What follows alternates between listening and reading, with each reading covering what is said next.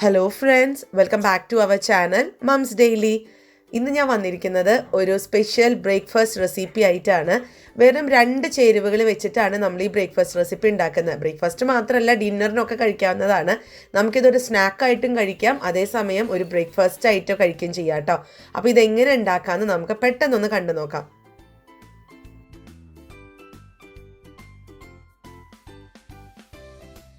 അതിനായിട്ട് ഞാനിവിടെ ഒരു ബൗൾ എടുത്തിട്ടുണ്ട്. ഇതിനകത്തോട്ട് 1 കപ്പോളമുള്ള ബാസ്മതി റൈസാണ് ഞാൻ ഇട്ട് കൊടുക്കുന്നത്. ബാസ്മതി റൈസ് വേണമെന്നില്ല, നിങ്ങൾക്ക് ഇതിന് പകരം ഇഡ്ലി റൈസ് എടുക്കാം, പച്ചരി എടുക്കാം, അതൊക്കെ നമ്മുടെ ഇഷ്ടമാണ് കേട്ടോ. അപ്പോൾ ഞാനിന്നിപ്പോൾ ഇവിടെ ബാസ്മതി റൈസ് ആയിരുന്നു ഉണ്ടായിരുന്നത്, അതുകൊണ്ട് അത് എടുത്തു എന്ന് മാത്രം. അപ്പം ഞാൻ എടുത്തിരിക്കുന്ന 1 കപ്പ് എന്ന് പറയുന്നത് 200 ml ഉള്ള മെഷർമെൻറ്റ് കപ്പിൻ്റെ അളവിലാണ്. അപ്പോൾ ഇത് ഞാനൊരു 2 മണിക്കൂർ നേരത്തേക്ക് കഴുകി വൃത്തിയാക്കി വെള്ളത്തിലൊന്ന് കുതിരാൻ വെച്ചിട്ടുണ്ടായിരുന്നു. അപ്പോൾ അതവിടെ 2 മണിക്കൂർ കഴിഞ്ഞിട്ടുണ്ട്. അത്യാവശ്യമൊക്കെ കുതിർന്ന് വന്നിട്ടുണ്ട്. 2 മണിക്കൂറിന് മേലൊന്നും നമുക്ക് കുതിരാൻ വെക്കേണ്ട കാര്യമില്ല. അപ്പോൾ ഇനി നമുക്കിത് മിക്സിയിലോട്ടൊന്ന് അടിച്ച് എടുക്കുകയാണ് ചെയ്യേണ്ടത്. അപ്പോൾ അതിനായിട്ട് മിക്സിയുടെ ചെറിയ ജാറാണ് എടുത്തിരിക്കുന്നത്. അപ്പോൾ എപ്പോഴും ചെറിയ ജാറിനകത്ത് നമ്മൾ ബാച്ചായിട്ട് അടിച്ചെടുക്കുകയാണെന്നുണ്ടെങ്കിൽ നമുക്ക് നന്നായിട്ട് തന്നെ നല്ല പെർഫെക്റ്റ് കൺസിസ്റ്റൻസിയിൽ നമുക്ക് കിട്ടും കേട്ടോ.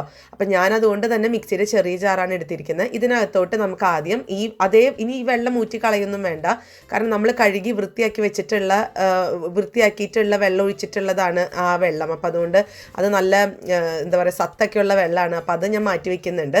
അപ്പോൾ അതിനകത്തുള്ള അരി മുഴുവൻ ഈ ഒരു മിക്സി ജാറിനകത്തോട്ട് ഇട്ടു.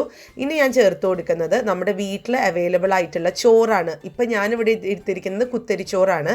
അപ്പോൾ കുത്തരിച്ചോറ് 2 ടേബിൾ സ്പൂൺ ആണ് ചേർത്തിരിക്കുന്നത്. അതായത് 1 കപ്പിന് 2 ടേബിൾ സ്പൂൺ കുത്തരിച്ചോറ്. ഈ കുത്തരിച്ചോറ് കൂടാൻ പാടില്ല കേട്ടോ, അല്ലെങ്കിൽ നമ്മൾ എടുക്കുന്ന ചോറിൻ്റെ അളവ് കൂടാൻ പാടില്ല. കൂടിക്കഴിഞ്ഞാൽ നമുക്ക് അത്രയും ഒരു കുഴഞ്ഞു പോകുന്ന ഒരു രീതിയിൽ വരും. ഇനി ഇതിനകത്തോട്ട് നമ്മൾ ആവശ്യത്തിനുള്ള വെള്ളം ഒഴിക്കുകയാണ് ചെയ്യുന്നത്. അപ്പം ഞാൻ ഇതിനകത്ത് ഒഴിക്കുന്ന വെള്ളം നമ്മൾ അരി കുതിർക്കാൻ വെച്ചിട്ടുള്ള വെള്ളമായിരുന്നു, അതുകൊണ്ടാണ് ഞാൻ ആ വെള്ളം കളയണ്ടെന്ന് പറഞ്ഞത്. പിന്നെ ഇതിനകത്ത് ഒഴിക്കുന്ന വെള്ളത്തിൻ്റെ കണക്കെന്ന് പറയുന്നത് ജസ്റ്റ് അതിൻ്റെ ഒരു ലെവൽ വരുന്നത്, ആ ഒരു കറക്റ്റ് സെയിം ലെവലിൽ തന്നെ വെള്ളം, ആ വെള്ളം കൂടേണ്ട കാര്യമില്ല. ഈ ഒരു കറക്റ്റിൽ വെള്ളം നമ്മൾ എടുക്കുകയാണെന്നുണ്ടെങ്കിൽ നമുക്ക് നല്ല പെർഫെക്റ്റ് ആയിട്ടുള്ള കൺസിസ്റ്റൻസിയിൽ കിട്ടും. ഞാനിപ്പോൾ അടിച്ചെടുത്ത് കൊണ്ട് വന്നിട്ടുണ്ട്. ഞാൻ കൂടുതൽ വെള്ളം ഒഴിച്ചിട്ടൊന്നുമില്ല, അതേ വെള്ളം മാത്രമാണ് ഞാൻ എടുത്തിട്ടുണ്ടായിരുന്നത്. അപ്പോൾ നല്ല പെർഫെക്റ്റ് ആയിട്ട് വന്നിട്ടുണ്ട്. ഇനി ഞാനിതൊരു കുഞ്ഞ് ബൗളിനകത്തോട്ട് മാറ്റി വെച്ചിട്ടുണ്ട്. ഞാനിപ്പോൾ ഇതിനകത്തോട്ട് ഇനി വെള്ളം അങ്ങനെ ഒന്നും ഒഴിക്കുന്നില്ല. നമ്മുടെ കൺസിസ്റ്റൻസി കറക്റ്റായിട്ടാണ് വന്നിരിക്കുന്നത്. ഞാൻ ഒന്ന് കാണിക്കാൻ കണ്ടോ. ഇത് നമ്മളൊരു ദോശമാവൊക്കെ ഒഴിക്കുന്ന കണക്കിന് അത്രയും തിക്കല്ല, എന്നാൽ അത്രയും ലൂസും അല്ല, അങ്ങനത്തെ ഒരു കൺസിസ്റ്റൻസിയാണ് വേണ്ടത്. പിന്നെ ഇതിനകത്ത് നമ്മളൊന്ന് കൈയൊക്കെ ഇട്ട് നോക്കി കഴിയുമ്പോഴത്തേക്കും കണ്ടോ അല്പം തരിതരികൾ കണ്ടോ, അങ്ങനെ തന്നെയാണ് വേണ്ടിയത്.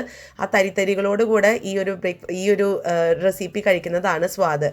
ഇനി ഇതിനകത്തോട്ട് ആവശ്യത്തിനുള്ള ഉപ്പ് ചേർക്കുക. അത് നിങ്ങളുടെ ഇഷ്ടത്തിനനുസരിച്ച് ഉപ്പ് ചേർക്കുക. ഒത്തിരി കൂടേണ്ട കാര്യമൊന്നുമില്ല.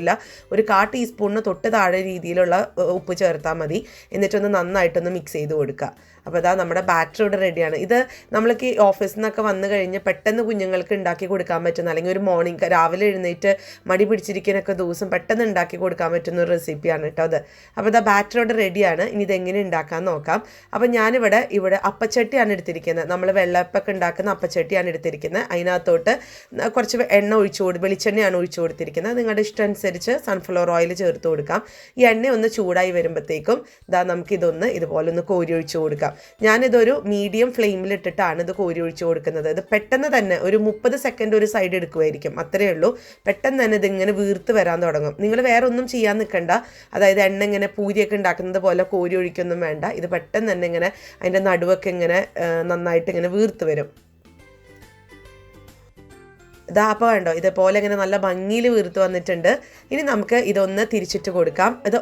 ആ വീർത്ത് വന്ന ഉടനെ തന്നെ തിരിച്ചിട്ട് കൊടുക്കരുത്. ഒരു 2-3 സെക്കൻഡ് വെയിറ്റ് ചെയ്തതിന് ശേഷം നമുക്ക് ഇതുപോലെ ഒരു സ്പൂൺ വെച്ചിട്ട് ഒന്ന് തിരിച്ചിട്ട് കൊടുക്കാം. അപ്പോൾ ആ എണ്ണയിൽ ആ മറുഭാഗം കൂടെ നന്നായിട്ട് തന്നെ അതൊന്ന് വെന്ത് കിട്ടണം. അപ്പോൾ അത്രയേ ഉള്ളൂ. നമ്മുടെ അടിപൊളിയായിട്ടുള്ള, ഇനി നമുക്ക് എന്ത് പേര് വേണമെങ്കിലും വിളിക്കാം. ഞാനിവിടെ കുഞ്ഞുങ്ങൾക്ക് പൂരി എന്നൊക്കെ പറഞ്ഞിട്ടാണ് കൊടുക്കാറ്. അത് അരി കൊണ്ട് ഉണ്ടാക്കിയ പൂരി എന്നാണ് ഞാനിവിടെ പറയാറ് കേട്ടോ. അപ്പം നമുക്ക് അങ്ങനെ തന്നെ വിളിക്കാം. ഇതിപ്പം എനിക്ക് തോന്നുന്നത് കോഴിക്കോട് ഭാഗത്തൊക്കെ ഇതിന് പേരൊക്കെ ഉണ്ട്. പക്ഷേ ഇപ്പം ഞാനിപ്പോൾ ഇതങ്ങനെ ജസ്റ്റ് അങ്ങ് കുഞ്ഞുങ്ങൾക്ക് അങ്ങ് ഉണ്ടാക്കി കൊടുക്കുന്നു എന്ന് മാത്രമേ ഉള്ളൂ. അപ്പോൾ പേരൊക്കെ ഇട്ട് വിളിക്കുന്നവർക്ക് അങ്ങനെ വിളിക്കാം. പേരിലൊന്നും അല്ലല്ലോ കാര്യം, നമ്മുടെ ടേസ്റ്റിലല്ലേ കാര്യം. അപ്പോൾ ഇനി ഞാനിതുപോലെ ബാക്കിയുള്ള മാവും കൂടെ എടുത്തിട്ട് ഇതുപോലെ ഉണ്ടാക്കി വരാം കേട്ടോ. ഇതെന്ന് പറയുന്നത് ഞാൻ പറഞ്ഞ പോലെ ഒരു 10 മിനിറ്റിനകത്ത് നമുക്ക് എല്ലാം കൂടെ ഉണ്ടാക്കിയെടുക്കാൻ പറ്റും. അതായത് നമ്മൾ ഉണ്ടാക്കി വെച്ചിട്ടുള്ള മാവ് എല്ലാം ഈ പറഞ്ഞ 10 മിനിറ്റിനകത്ത് ഉണ്ടാക്കിയെടുക്കാൻ പറ്റും. ഇനി നിങ്ങൾക്ക് കുറച്ച് ഫ്ലേവറൊക്കെ വേണമെന്നുണ്ടെങ്കിൽ നമ്മളിപ്പോൾ ഉണ്ടാക്കിയിട്ടുള്ള മാവിനകത്ത് അല്പം ജീരകപ്പൊടി ചേർത്ത് കൊടുത്തു കഴിഞ്ഞാൽ നല്ല ഫ്ലേവറായിട്ട് കിട്ടും. ഇനി അല്പം മധുരമായിട്ട് കഴിക്കണമെന്നുണ്ടെന്നുണ്ടെങ്കിൽ നിങ്ങൾ ആ ഒരു മാവിനകത്ത് അല്പം പഞ്ചസാരയൊക്കെ ചേർത്ത് അല്ലെങ്കിൽ അല്പം ഏലക്കപ്പൊടിയൊക്കെ ചേർത്ത് കഴിച്ചാൽ അതൊരു വേറൊരു ഫ്ലേവറായിട്ട് നമുക്ക് കിട്ടും. അപ്പോൾ അതൊക്കെ നമ്മുടെ ഇഷ്ടത്തിനനുസരിച്ച് നമ്മുടെ കാര്യങ്ങളൊക്കെ ആഡ് ചെയ്യാം, അല്ലെങ്കിൽ നിങ്ങൾ എടുത്ത് മാറ്റി അതൊക്കെ ചെയ്യാം കേട്ടോ. അപ്പോൾ ഞാൻ ഇതുപോലെ ബാക്കിയുള്ളതും കൂടെ ഒന്ന് പൊരിച്ചെടുത്തിട്ട് വരാം.